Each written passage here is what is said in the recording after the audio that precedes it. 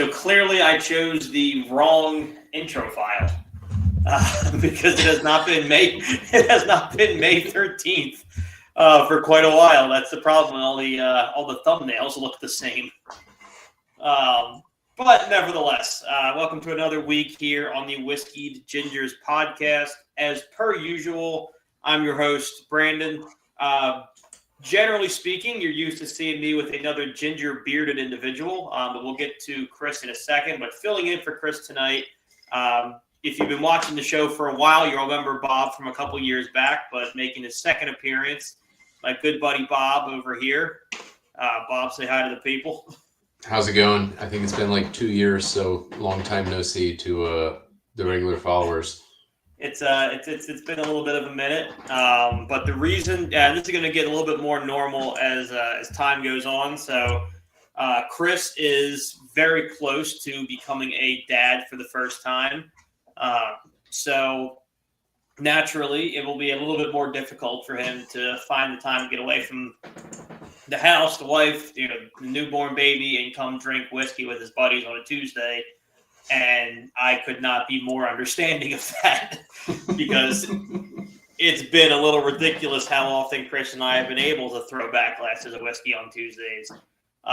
So in the meantime, I will be doing my best to keep the show going. We'll have, some rotating special guests, to kind of keep things, fresh and new and, keep even talking to myself for a half an hour.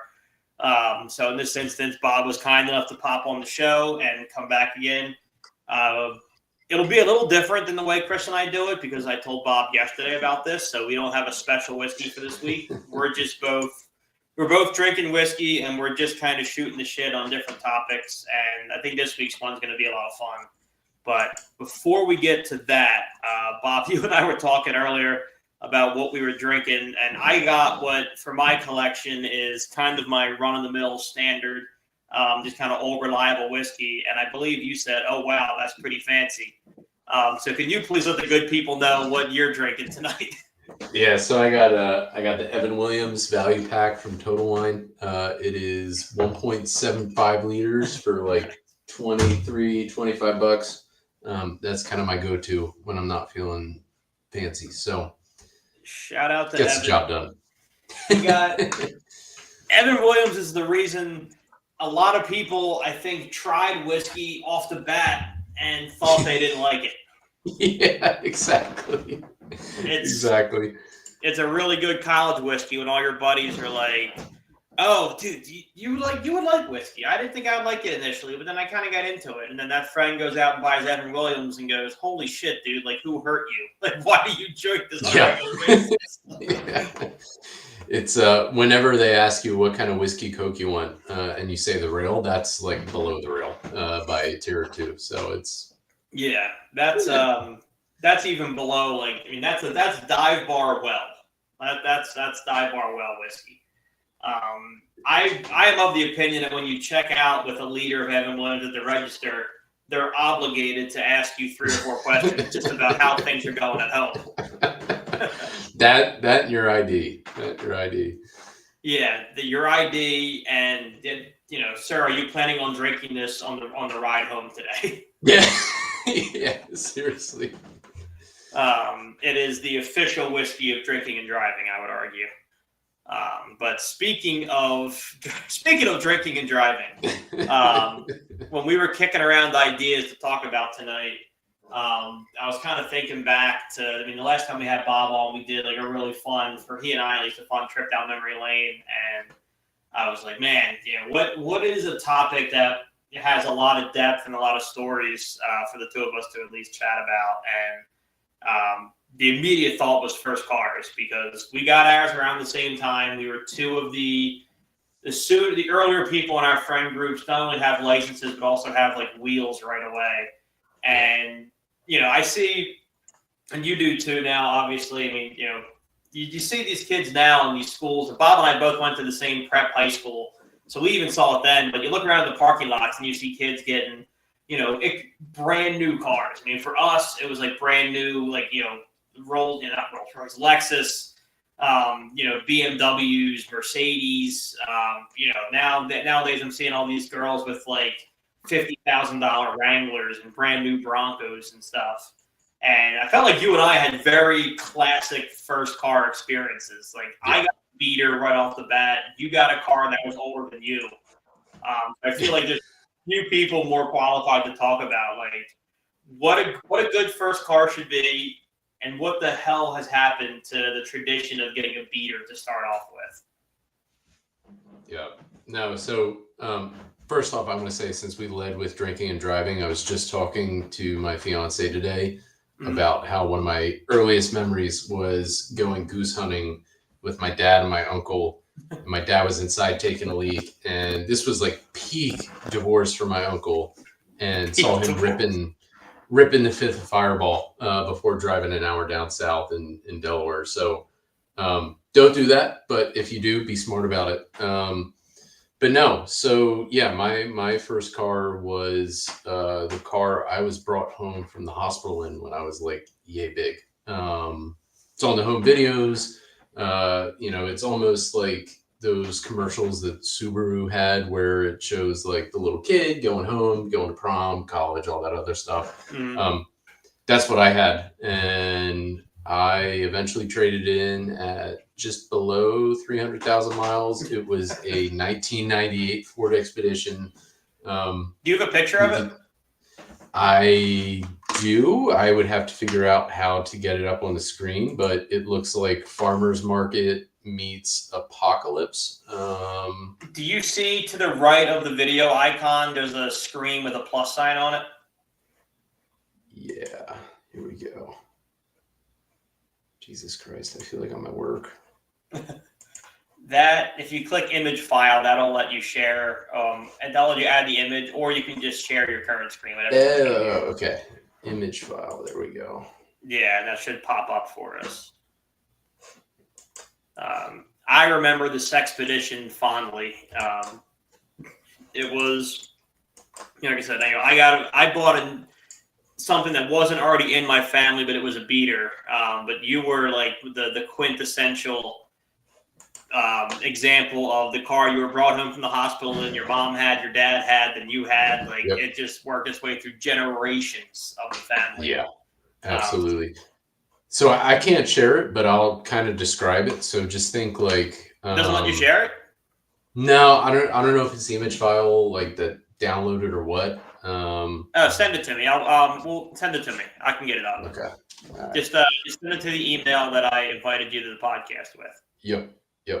But yeah, so it was like, think of Farmer's Market and then meets like post-apocalyptic world. And that's kind of what you got with how I parted with that car.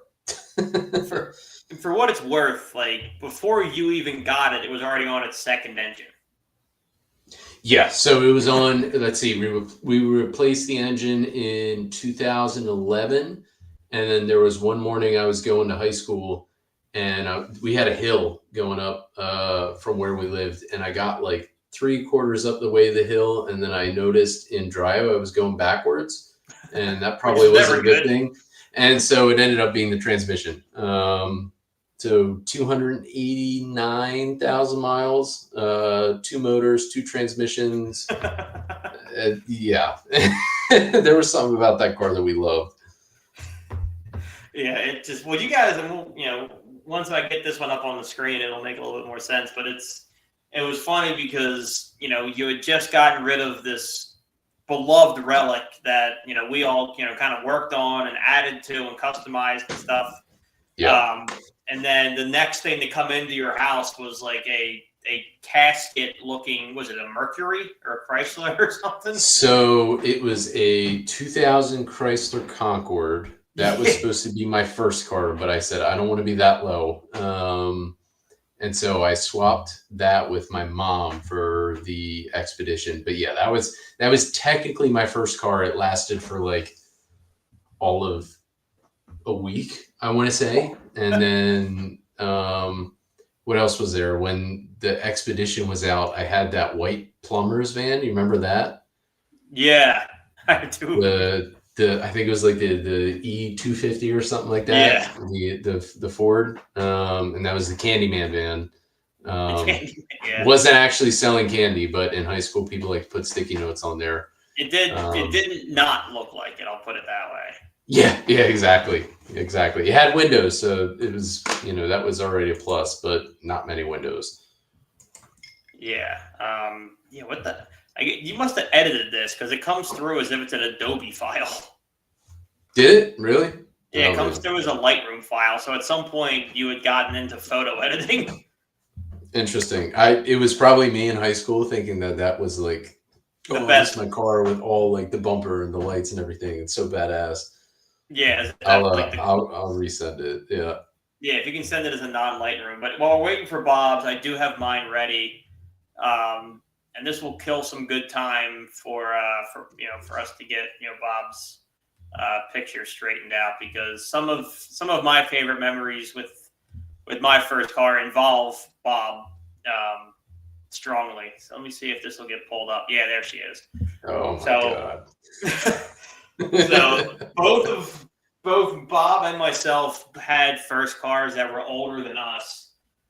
So that right there is a 1998 Dodge Dakota that I swore to God when I bought it was blue. And then I bought it in the rain, and I brought it home in the sun, and it turned out it was purple. So cash deal, signed, sealed, delivered, no take back. So my first car in an all boys high school was a purple pickup truck, which at a certain point you can't run from. You just got to lean into it. And this thing was an absolute death trap from the word go.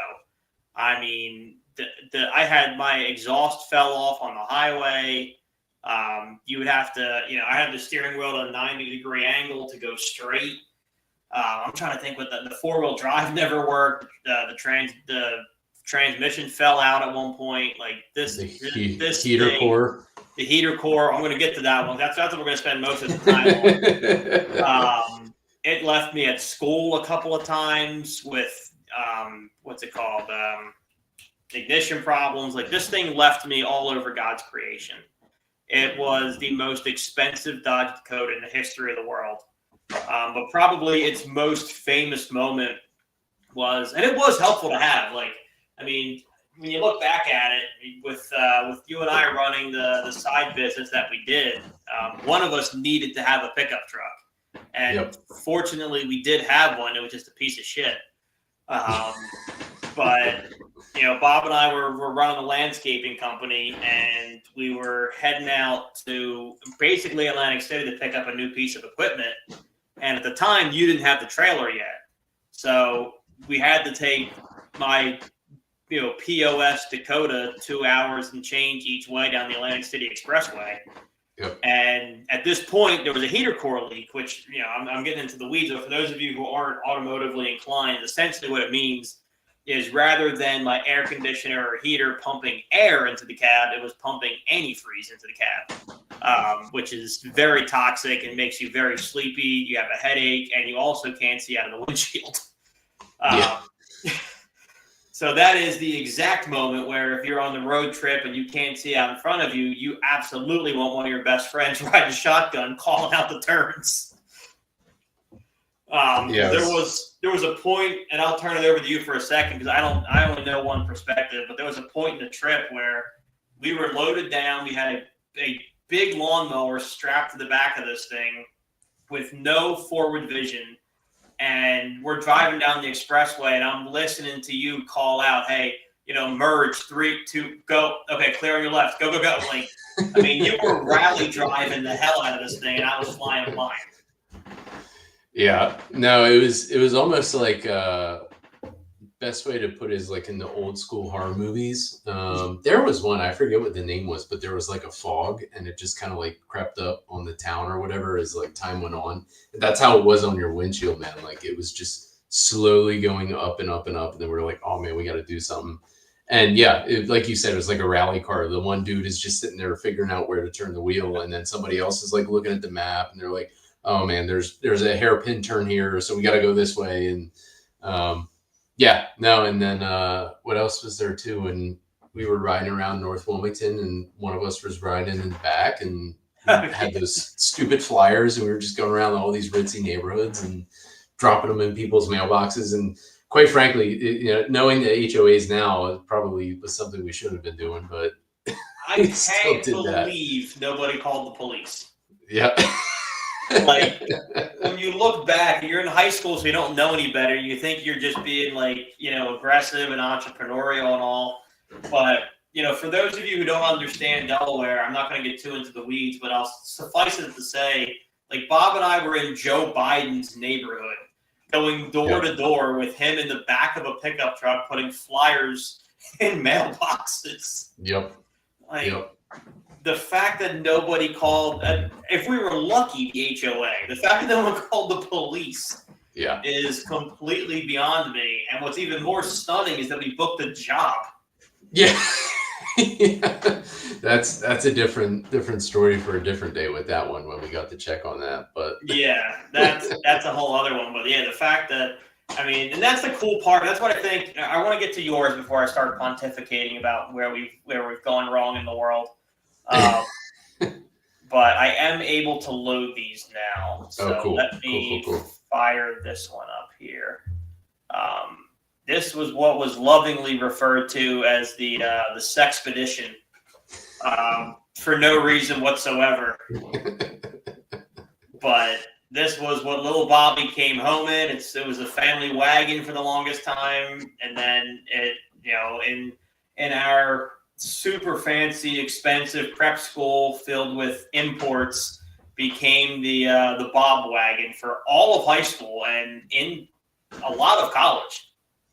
Yeah. So the one that's up there, that was like, oh God, my junior or senior year of college. I think I took that before I got the Silverado. So I now own a Chevy Silverado. It is like modern technology versus ancient technology compared to this one. But so there were no light bars, there were no all-terrains, there was no bully bar. It was just classic, like straight out of the 90s. It was beat to crap. And so the deal I struck, I wanted to get a new car. Of course, because we were in high school, it's like, oh, I want to lift a truck and all this. And my parents were like, no, like you're stupid for that. And so they were like, just use the family car. Because I've been driving this point for probably 6 years with this thing. And so they were like, whatever you want to throw on it, great. It's out of your pocket. Do whatever the hell you want with it, and, be on your way. So that's what I decided to do with it. It started with all-terrains, and then I upgraded the headlights to LEDs. And then I thought it would be a great idea to have the 12-inch light bar there in the middle added on. And then I put 2 pods on the back, and then I put the bully bar on. Brandon, I don't know if you know this, but we went to the Acres one time, and you dropped me back off at the house at like 9 p.m. at night. Mm-hmm. And I had a 18 rack of Natty Ices, and I sat in our garage with the impact gun, completely disassembled the front, slapped the bully bar on, reassembled everything. And I think I finished right around 3:45 in the morning. So I did that right after we got done at our old stomping grounds one summer's evening.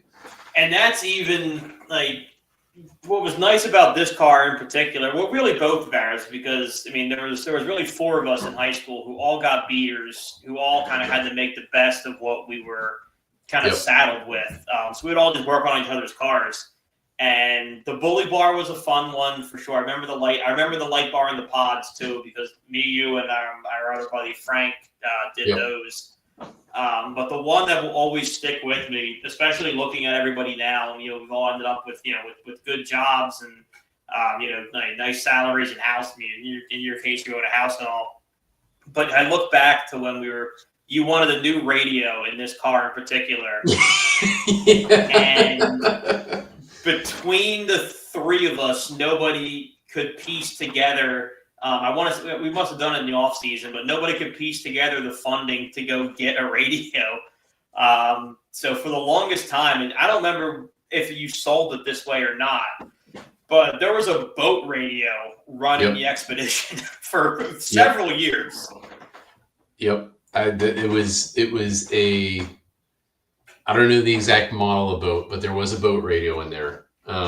It was white, so it did not match the interior of the tan in the car. I had no AC in this car, and I chose a free boat radio over fixing my AC. I remember wiring that thing, and the amount of times that the phrase was, "Is this right?" No, but it's going to work, was said. Was double digits. Yep, absolutely. So yeah, this is like my Frankenstein mobile. It's funny, like 3 or 4 months ago, I actually had a dream that I somehow came in possession of this car again, and it was just like my beater, like running stuff to the dump, everything in between. And I actually miss it. And rumor has it this is still driving around in Pennsylvania somewhere. It hasn't had an official sighting yet, but it's supposedly out and about somewhere in Pennsylvania, not too far from where we're at. So the reason I'm glad you brought that up, because the way I want to tie this all in is two things. While we're still looking at our old ones, I'm curious to hear, like, let's say that came back up for a relatively nominal amount of money. I mean, not that anything really is, but let's just say in theory, you saw somebody was trying to get rid of the Expedition for $1,500 or less. If I saw the Dakota out there for that amount of money, I would be lying to you if I said I wouldn't be extremely tempted to bring it home. As much as it caused me headaches and I hated it and it left me hanging, if it was an attainable amount of money that I could spend without hurting myself in the future, I would probably bring it home.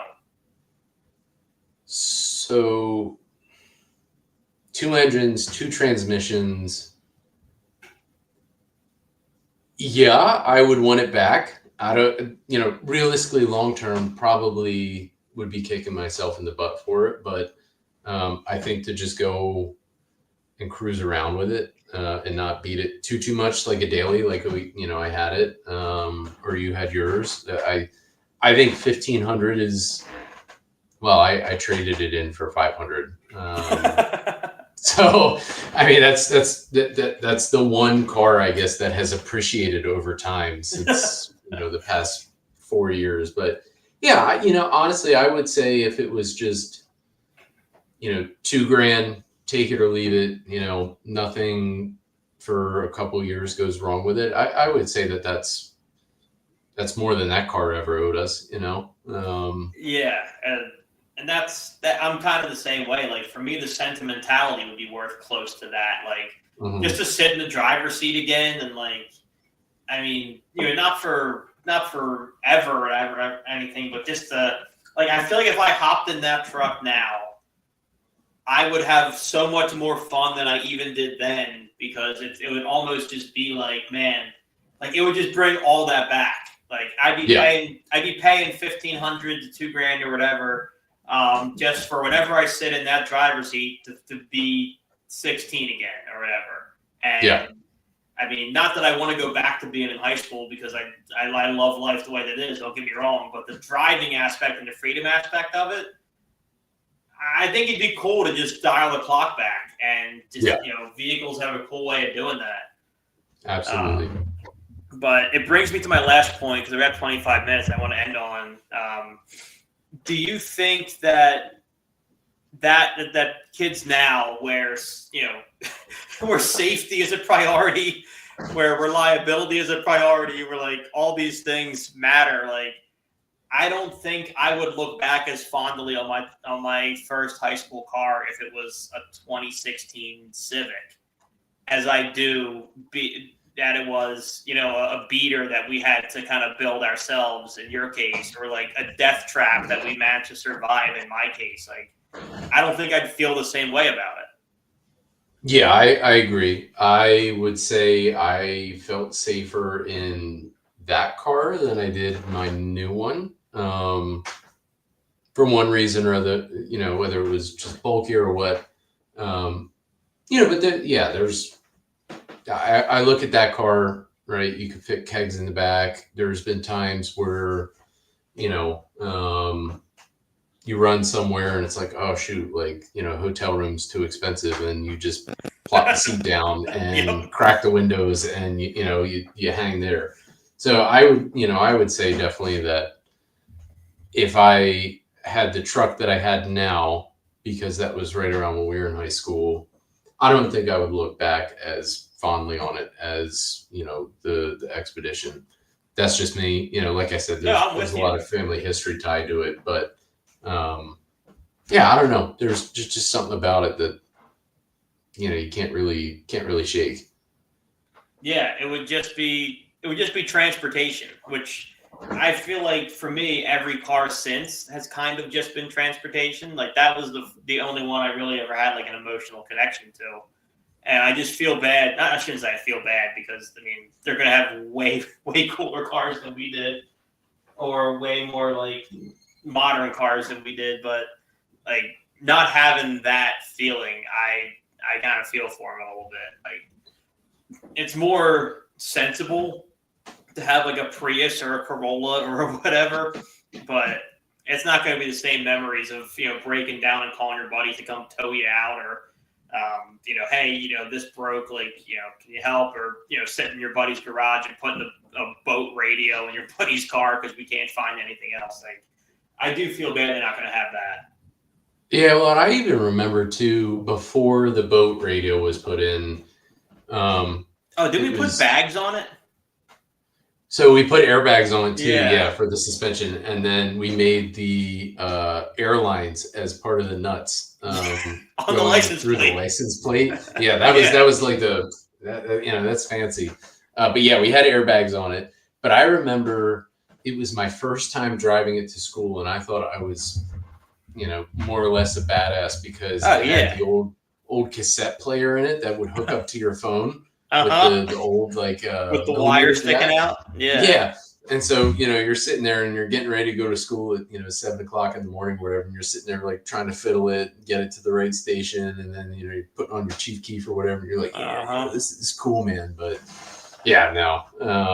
There's nothing I would pay a lot more than I'm proud to admit to go for, a couple more joyrides in that thing, just knowing, if it's the exact same as when I left it, to get that. I'm 100% with you. And that's why we've been friends for so long. That's why we're in each other's weddings. Like, we look at this shit the exact same. Absolutely. There's just nothing like it. But, we only talked about whiskey in this episode for like 6 minutes, and we still cruised to a half hour, which is just awesome. So I appreciate you doing it, and being part of the show, and taking a trip down memory lane with me. So I'm not sitting here talking to myself. This one will go out on YouTube. I think it's going to do pretty well. So I appreciate you coming on and doing it.